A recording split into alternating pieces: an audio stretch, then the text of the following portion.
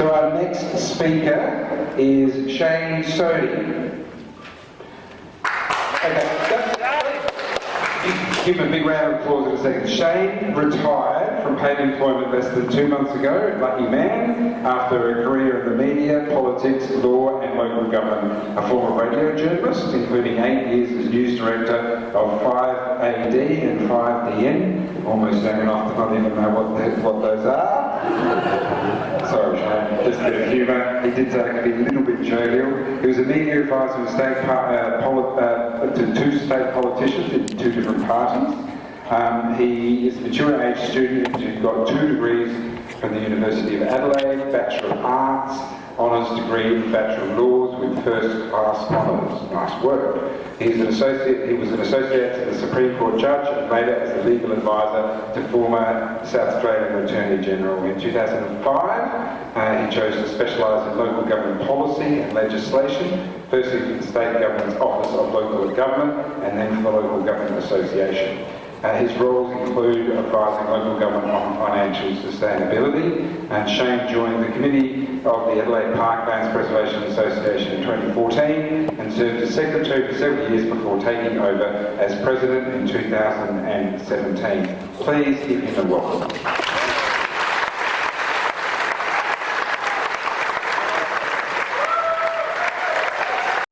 Thank you.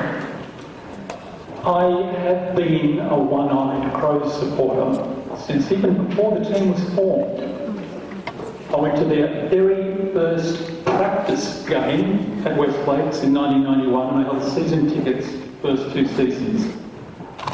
So it pains me to be on the opposite side to my own team. But man. However, this debate is not just about the Crows. It's also about the City Council, because the Council has misleadingly conflated 2 very separate issues. One issue is swimming facilities. The other very separate issue is the proposed privatisation of parklands.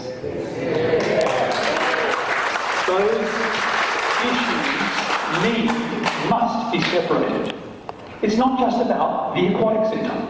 That's important, but it's about the Crows proposing their headquarters with a smallish aquatic centre attached. It is a very large building that is being proposed, and only 1/3 of it would be an aquatic centre. Roughly 2/3, more than 11,500 square metres, would be dedicated to private commercial space.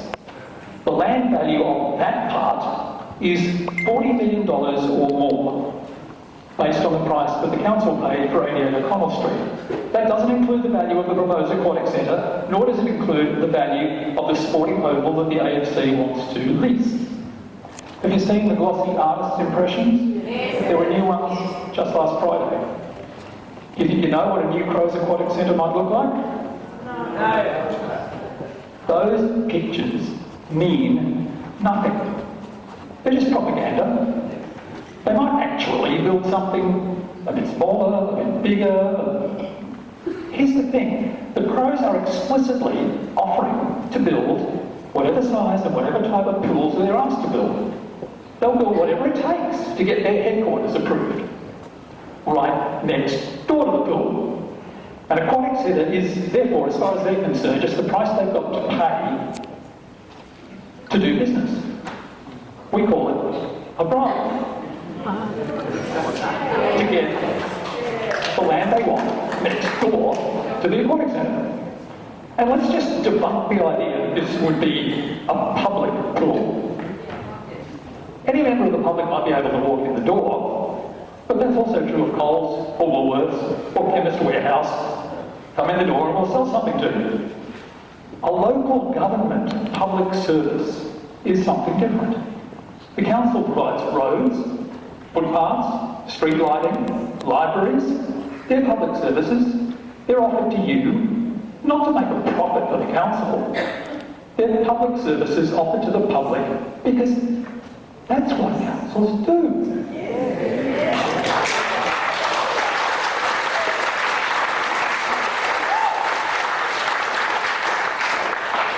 Last year, the City City Council had revenue of $195 million. That's more than 3 times the revenue of the Crows. Their revenue included $108 million in rates, a little bit more than half, over $30 million from car parking, and another $10 million from, sorry, $6 million from, I was right the first time, $10 million from parking fines, and $6 million from entry fees at the aquatic centre. City Council's a big business. They have enormous capacity to juggle their capital works and their finances over years, over decades in fact, to provide whatever sort of services they think are appropriate. They don't need McDonald's to fund corporate footpaths that you pay to walk on. They don't need Graham's Jewellers to provide diamond street lighting for you to pay for as you walk under. The decisions on what aquatic facilities to provide doesn't need to be underwritten by a commercial sports franchisee or anyone else. The local government association, where until recently I worked, provides to all councils advice about financial sustainability. Their advice is that councils should consider joining together with their neighbouring councils to provide joint shared services.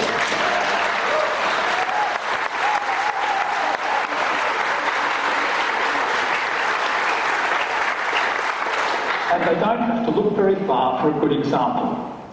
The Flurio Aquatic Centre opened only a couple of years ago. It's a joint exercise between the City of Victor Harbour and the Alexandrina Council, who's next door neighbour. The pool, the aquatic centre, is built on the boundary between the two councils. They share the cost, they share the operating expense, they share the revenue. Sure, it's smaller than what the aquatic centre here is or might be, but that's the model, the cooperative model. Has the City of Adelaide tried cooperating with the City of Prospect, the City of Charles Sturt, the City of West Torrens, or any of its other neighbours? Not that I'm aware of. It seems they don't want to talk seriously with their smaller brethren about solutions that might be beneficial to the ratepayers in every one of those areas. For example, and this is just an example, we could see an aquatic centre where ratepayers from one or more council areas get a discounted entry if their council helps to fund the service. And ratepayers from other councils might pay full price for entry if their council doesn't contribute to funding the service. That's just one idea, but to my knowledge the City Council hasn't investigated that sort of thing at all. The City Council is stuck in a time warp, pursuing a failed 20th century ideology of privatisation, good, public services, bad. One final point. Any promises that have been made by the Adelaide Crows to this point, or their mouthpieces that you hear here, either tonight or elsewhere, are meaningless. The Crows CEO, Andrew Fagan, who is distinguished by his absence tonight, will not be there forever. He'll be out the door one day, maybe sooner rather than later. The chairman, Rob Chapman, has already announced he's quitting this year. The management that comes into the Crows might have very different ideas about what they should do with their headquarters that are on parklands. No fences. Oh, sorry, we've changed their minds. We actually do want fences after all. Only 2 stories. Did we say that back in 2020? Jeez, we really need 4. And we have an outbuilding over here, just another shed or something. No, liquor licence. That was the idea, but it hasn't really worked for us so well, so we really need that liquor licence now. Of course, all that will happen. The City Council might allow. But one thing is for sure, no future City Council would be prepared to kick the Crows off the parklands once they are established. Once the first sod is turned in Denise Norton Park, it's game over. Public loses, big money wins.